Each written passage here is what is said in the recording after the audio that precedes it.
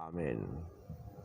Shalom, Bapak Ibu Saudara terkasih dalam Tuhan, kita bersyukur pada pagi hari yang indah ini. Setelah malam kita beristirahat, kita dapat menikmati penyertaan Tuhan, pemulihan dari Tuhan untuk kekuatan kita, kesehatan kita, tenaga kita. Dan pagi hari ini, sebelum melakukan segala kegiatan kita terlebih dahulu datang menyembah Dia, memuji Dia, memuliakan Dia, bersyukur atas pemeliharaannya dalam hidup kita. Dan kita akan merenungkan firman Tuhan dari Daniel pasal 6, kitab Daniel pasal 6. Dan bagaimana seorang hamba Allah di tengah-tengah situasi yang tidak nyaman baginya untuk menyembah Allah karena ada orang-orang yang hendak menjatuhkannya, yang hendak menghancurkan hidupnya, tetapi dia tetap mempertahankan penyembahannya kepada Allah. Jadi kita harus terus mempertahankan penyembahan kita kepada Allah, sekalipun risikonya sangat berat karena kita berada di tengah-tengah orang yang tidak menyembah Allah yang hidup atau tidak menyembah Yesus. Nah, jika seperti pengalaman Daniel diperhadapkan kepada kita, maka kita harus mengambil sikap, mengambil tindakan, komitmen seperti Daniel yang terus dia tidak melupakan Allahnya. Jadi dia menyembah Tuhan. Nah, persoalan yang dihadapi kita akan lihat di dalam Daniel pasal 6, ada teman-teman sekerjanya yang iri hati kepada dia, yang tidak suka kepada dia karena Daniel adalah salah seorang dari 3 pembesar pejabat tinggi yang diangkat oleh raja, dan banyak hal dipercayakan oleh raja kepadanya sehingga membuat rekan-rekan sekerja yang lain ingin menjatuhkannya, ingin menghancurkannya, tetapi mereka tidak menemukan kesalahan daripada Daniel. Kita melihat di dalam pembacaan kita, di dalam Daniel pasal 6 di ayat 1 atau ayat 2 kalau di dalam HP kita itu ayat 2. Lalu berkenanlah Darius mengangkat 120 wakil raja atas kerajaannya. Mereka akan ditempatkan di seluruh kerajaannya. Membawahi mereka diangkat pula 3 pejabat tinggi, dan Daniel adalah salah satu dari ketiga orang itu. Kepada mereka lah para wakil-wakil raja harus memberi pertanggungan jawab supaya raja jangan dirugikan. Maka Daniel ini melebihi para pejabat tinggi dan para wakil raja itu karena ia mempunyai roh yang luar biasa, dan raja bermaksud untuk menempatkannya atas seluruh kerajaannya. Jadi dia punya karir mulai bagus, Daniel hebat, dan ini menjadi tantangan pribadi bagi Daniel karena ada orang-orang yang tidak suka, orang-orang yang iri hati. Rupanya kalau kita punya posisi semakin naik akan ada orang-orang yang tidak suka. Nah, ini kebenarannya, kalau kemudian orang akan mau mencoba menjatuhkan. Nah, di ayat 4, kemudian para pejabat tinggi dan wakil raja itu mencari alasan dakwaan terhadap Daniel dalam hal pemerintahan, tetapi mereka tidak mendapat alasan apapun atau sesuatu kesalahan, sebab ia setia dan tidak ada didapati sesuatu kelalaian atau sesuatu kesalahan padanya. Nah, kita mau cari salahnya apa kira-kira begitu. Orang ini bekerja baik, jujur, setia, melakukan hal yang benar. Jadi tidak akan bisa dicari kesalahannya untuk menjatuhkannya. Tetapi orang yang dasarnya sudah iri hati tidak suka, tetap mencari jalan keluar untuk menjatuhkan orang yang diurapi oleh Tuhan ini. Dan itu terjadi juga sampai saat ini masa kini ada orang-orang yang memang iri hati, tidak suka kepada keberhasilan orang lain dan mulai menuduh orang lain itu melakukan pelanggaran-pelanggaran, tapi yang mana pelanggarannya? Di ayat 5, maka berkatalah orang-orang itu, kita tidak akan mendapat suatu alasan dakwaan terhadap Daniel ini kecuali dalam hal ibadahnya kepada Allahnya. Jadi kita tahu Daniel ada di pembuangan. Ya, dia berada di tengah-tengah orang yang tidak seiman dengan dia. Ya, dia adalah orang buangan. Ya, dan dia tetap menyembah Allahnya. Ya, Allah yang mana? Allah Abraham, Ishak, Yakub. Ya, dia menyembah Tuhan yang hidup. Nah, inilah menjadi celah yang digunakan oleh orang-orang lain, ya, pejabat-pejabat lain yang tadi bersepakat untuk menjatuhkannya. Bagaimana caranya supaya Daniel ini lengser? Bagaimana caranya supaya Daniel ini selesai kena hukum, kena pasal? Tapi pasal yang mana? Jadi begitu. Ya, mulai mencari-cari, dan akhirnya memang mereka nanti punya ide, ya, punya pandangan. Ya, secara manusia atau secara dunia memang sangat cemerlang. Sepertinya mereka itu menyanjung Raja Darius, ya. Kemudian suruh buat aturan baru gitu, ya. Buat hanya 30 hari saja. Semua orang yang meminta sesuatu kepada dewanya, ya haruslah kepada raja, jangan kepada yang lain. Tetapi kalau ada yang meminta sesuatu kepada Allahnya, tidak kepada raja, maka orang itu akan dihukum, akan dibunuh, ya. Wah, ini luar biasa, ya. Perhatikan di ayat berikut, kemudian bergegas-gegaslah para pejabat tinggi dan wakil raja itu menghadap raja serta berkata kepadanya, ya Raja Darius, kekalah hidup tuanku. Semua pejabat tinggi kerajaan ini, semua penguasa dan wakil raja, para menteri dan bupati telah mufakat. Ini banyak sekali musuhnya, ya, musuh Daniel, ya. Perhatikan, semua pejabat tinggi kerajaan ini, semua penguasa dan wakil raja, para menteri dan bupati telah mufakat. Ya, supaya dikeluarkan kiranya suatu penetapan raja dan ditetapkan suatu larangan agar barang siapa yang dalam 30 hari menyampaikan permohonan kepada salah satu dewa atau manusia kecuali kepada Tuanku, ia raja, maka ia akan dilemparkan ke dalam gua singa. Wow. Tapi belum tentu loh semua. Kalau kita lihat berkata, ya karena nanti yang punya ide itu, ya, yang akan ditangkap oleh raja setelah nanti ternyata Daniel tak bersalah, yang akan dilemparkan mereka ke gua singa itu. Tapi mereka mengatasnamakan ini, perhatikan, ya, penguasa, semua pejabat tinggi, ya, semua wakil raja, para menteri dan bupati telah mufakat. Saya pikir ini terlalu mengada-ngada juga ini, ya.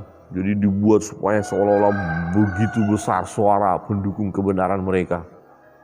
Nah, ya, raja tidak dapat berbuat apa-apa karena memang, ya, ada trik, ada teknik yang luar biasa. Teknik jitu dari mereka adalah, ya, menyanjung raja, ya, supaya hanya raja yang berkuasa, dan rajalah, hanya kepada raja seseorang meminta, memohon sesuatu. Ya, raja tidak ada pandangan negatif tentu di situ karena, ya, dia sebagai raja. Akhirnya dia kabulkan juga permohonan orang-orang itu, ya. Nah, ayat berikut, oleh sebab itu ya raja, keluarkanlah larangan itu, ya, buatlah satu surat perintah yang tidak dapat diubah menurut undang-undang orang Media dan Persia yang tidak dapat dicabut kembali. Artinya ini keputusan ini keras, ditetapkan, tidak boleh ditarik lagi. Ya, dengan harapan apa? Ya, nanti musuh-musuh daripada Daniel akan menggunakan hal ini sebagai modal, ya. Nah, sebab itu Raja Darius membuat surat perintah dengan larangan itu. Nah, bagaimana dengan surat itu? Tanggapan daripada Daniel, karena tidak boleh meminta kepada Allah sesuatu, harus kepada raja. Perhatikan respon daripada Daniel ini sangat luar biasa, perlu kita teladani. Demi didengar Daniel bahwa surat perintah itu telah dibuatnya, pergilah ia ke rumahnya. Dalam kamar atasnya ada tingkap-tingkap yang terbuka ke arah Yerusalem. 3 kali sehari ia berlutut berdoa serta memuji Allahnya. seperti yang biasa dilakukannya. Seperti yang biasa dilakukannya. Nah, ibadah tiap hari dia lakukan. Ya, sembahyang dia lakukan rutin 3 kali sehari. Jadi ini satu kebiasaan yang baik. Nah, kebiasaan yang baik yang digunakannya untuk menyembah Allahnya tidak akan mampu, ya, tidak akan mampu dihentikan oleh usaha apapun. Ya, bahkan taruhannya adalah nyawa. Ya. Nah, demi didengarkan oleh Daniel bahwa tidak boleh menyembah Allahnya, tidak boleh meminta sesuatu kepada Allah, hanya kepada raja.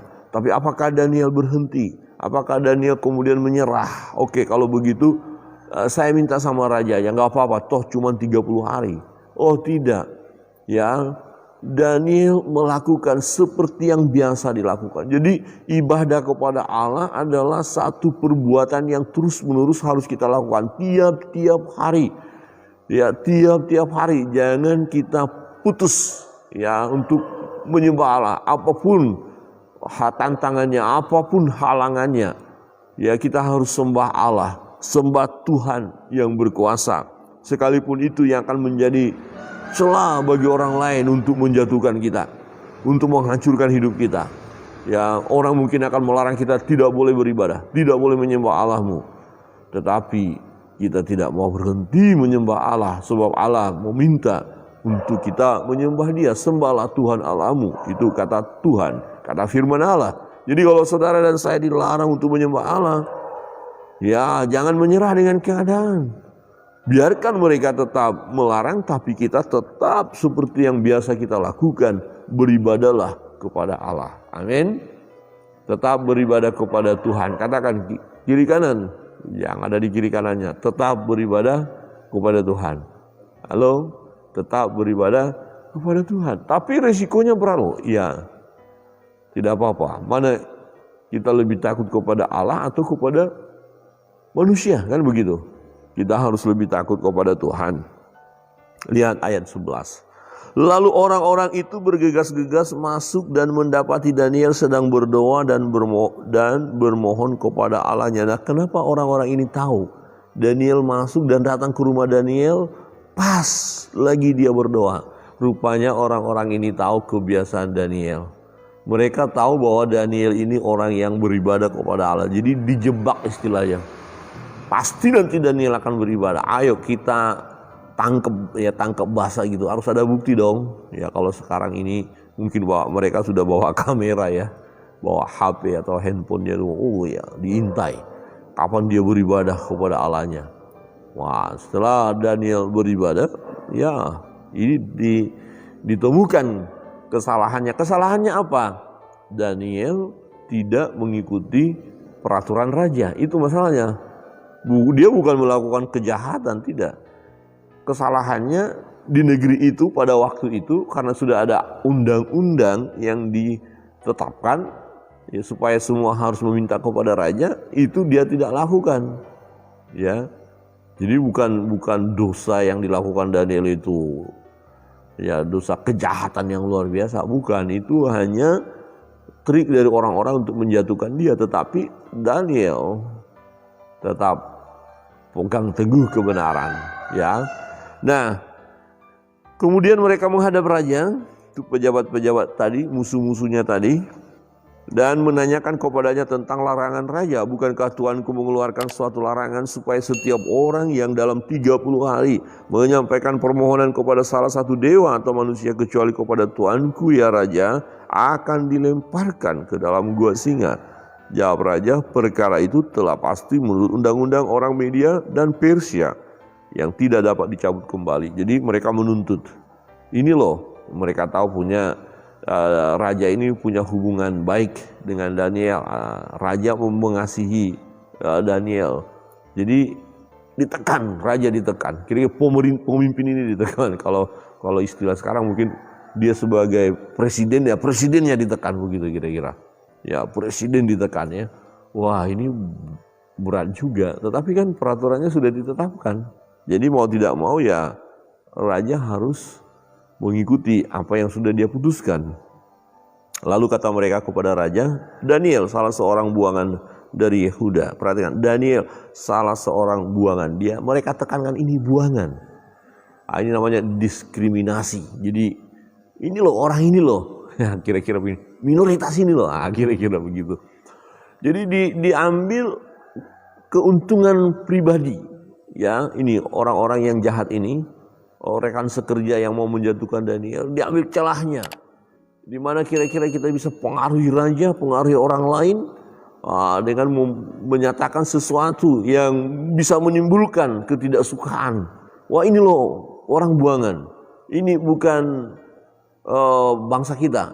Ini bukan saudara kita, bukan sebangsa dan setanah air, kira-kira begitu. Ini pendatang. Ini orang asing, ini orang buangan. Ini ngeri ya.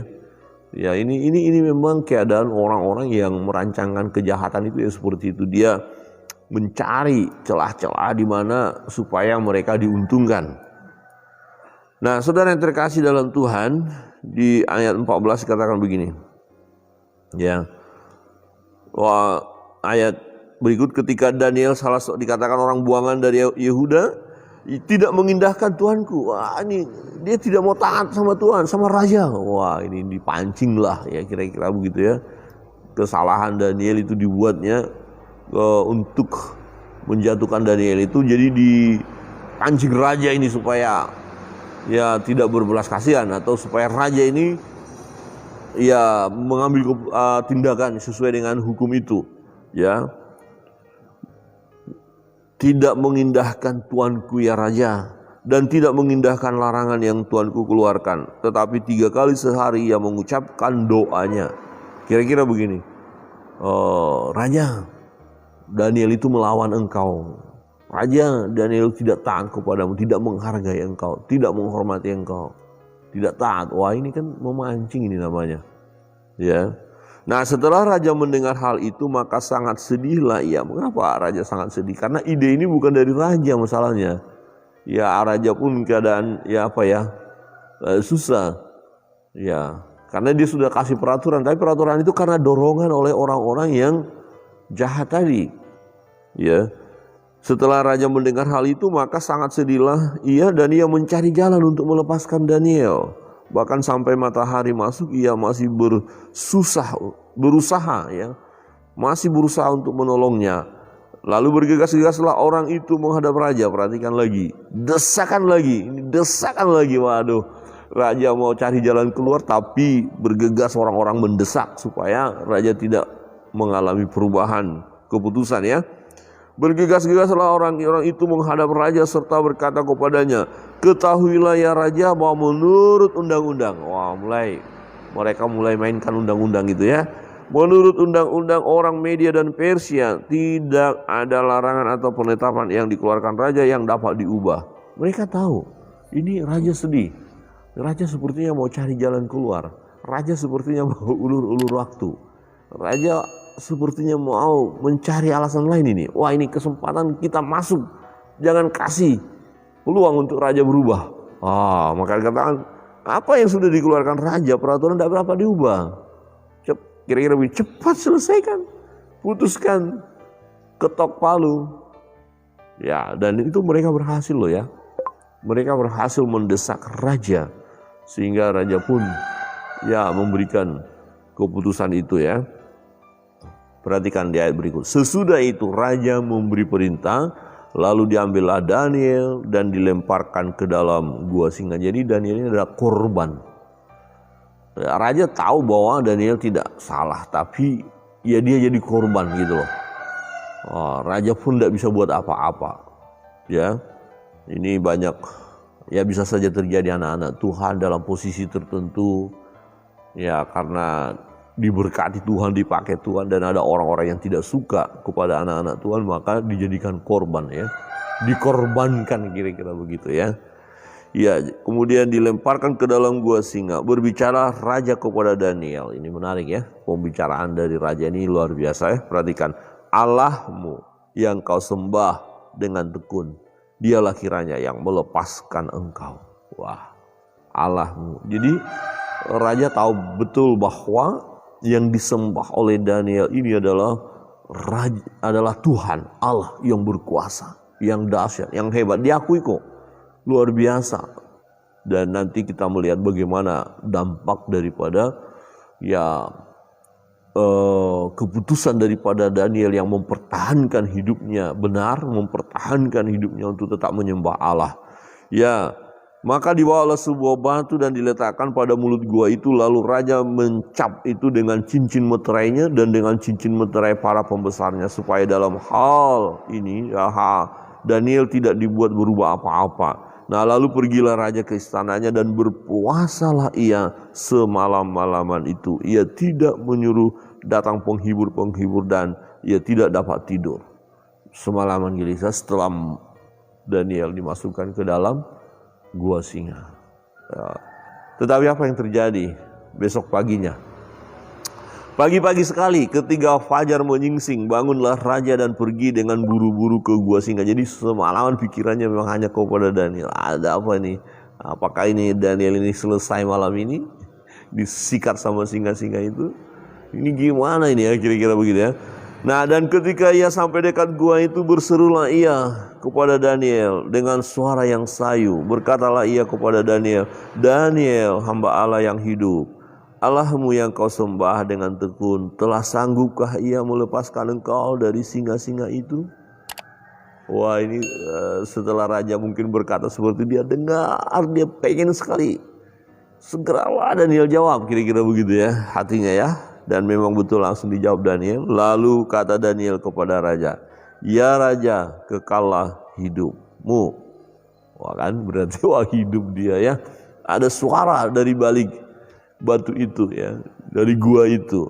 Nah, Allahku telah mengutus malaikatnya untuk mengatupkan mulut singa-singa itu, sehingga mereka tidak mengapa-apakan aku, karena ternyata aku tak bersalah di hadapannya, tetapi juga terhadap Tuanku ya raja. Aku tidak melakukan kejahatan. Aku tidak melakukan kejahatan kepada raja.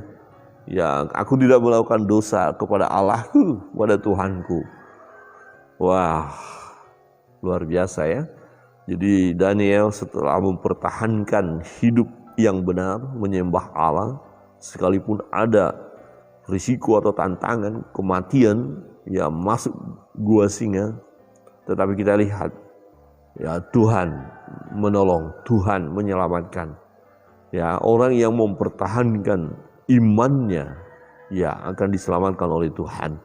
Bukan berarti harus hidup, tidak. Sekalipun mati, martir, tapi Tuhan berkata apa? Orang yang siap kehilangan nyawa oleh karena iman, dia akan mendapatkan kembali, yaitu masuk dalam kehidupan yang abadi.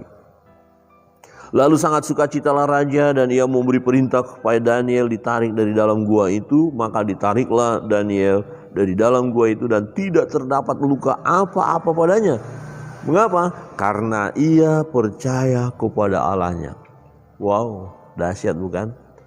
Ya, jadi kita bersyukur kalau kita percaya kepada Allah kita, Allah yang kita sembah di dalam nama Yesus. Percayalah kepada Dia. Dia yang berkuasa atas hidup kita. Raja memberi perintah, lalu diambillah orang-orang yang telah menuduh Daniel. Perhatikan, orang-orang yang telah menuduh Daniel. Jadi enggak semua pembesar, semua pejabat, bupati, enggak. Tadi terlalu mengada-ngada ya. Ya, apa yang terjadi? Ya, setelah mereka diambil yang menuduh Daniel, dan mereka dilemparkan ke dalam gua singa, baik mereka maupun anak-anak dan istri-istri mereka.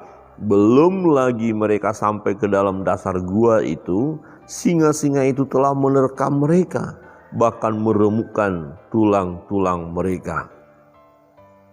Wow, lihat bagaimana Tuhan membela orang benar, membela Daniel. Orang-orang yang menzolimi orang percaya ya akan berurusan dengan Tuhan. Kebenaran akan nyata, keadilan akan nyata, sebab Tuhan adalah Allah yang adil ya, dan Dia bertindak tepat pada waktunya. Orang yang melakukan hal yang jahat, yang menyakiti hamba-hambanya, yang melukai anak-anaknya, yang melukai umat Tuhan, Allah tidak akan berdiam diri. Kebenaran akan dinyatakan, dan lihat bagaimana orang-orang yang telah menuduh Daniel Mereka ditangkap dan dimasukkan ke gua singa. Belum lagi mereka sampai di dasar gua itu, masih baru jatuh saja sudah diterkam oleh singa-singa. Ini satu peringatan bagi orang-orang yang masih terus berjuang mau mengintimidasi orang percaya, menghalangi orang percaya beribadah kepada Tuhan. Saya berkata, segera bertobat, segeralah bertobat. Jika tidak, saudara berurusan dengan Tuhan, Allah yang hidup, saudara bisa selesai. Ya, tetapi Tuhan tidak menghendaki kematian orang fasik. Tuhan menghendaki supaya orang bertobat dan datang kepada Tuhan. Saudara-saudara yang punya niat, punya rancangan ingin menghambat orang percaya memuji Allah, menyembah Tuhan, menghambat orang beribadah, saudara akan berurusan dengan Tuhan. Saudara yang akan mencoba mau menekan, mau menghambat orang-orang percaya, ya, dalam hal pekerjaannya, usahanya, karena dia cintakan Tuhan, beribadah kepada Allah. Saudara menghambat, menghalanginya. Ya, saudara punya rancangan itu, segeralah ya buang itu, segera lepaskan, jangan pertahankan, tapi hiduplah sesuai dengan kebenaran. Ya, jangan merancangkan kejahatan, sebab itu akan kembali menyerang saudara. Setiap orang yang merancangkan kejahatan, baginya akan terjadi hal yang mengerikan. Ya, karena Tuhan adil. Bapak Ibu Saudara yang terkasih dalam Tuhan, kita lihat akhirnya apa yang terjadi. Raja mengumumkan supaya orang-orang menyembah Allahnya Daniel. Raja tahu bahwa Allah Bapa, Anak, dan Roh Kudus, Allah yang kita sembah dalam nama Yesus adalah Allah yang berkuasa, Tuhan, Raja di atas segala raja. Biarlah dalam perjalanan hidup kita, mari kita terus mempertahankan iman percaya kita, kebiasaan kita untuk menyembah Dia, beribadah kepada Allah. Jangan berhenti. Apapun tantangan yang ada, tapi kita terus beribadah kepada Tuhan.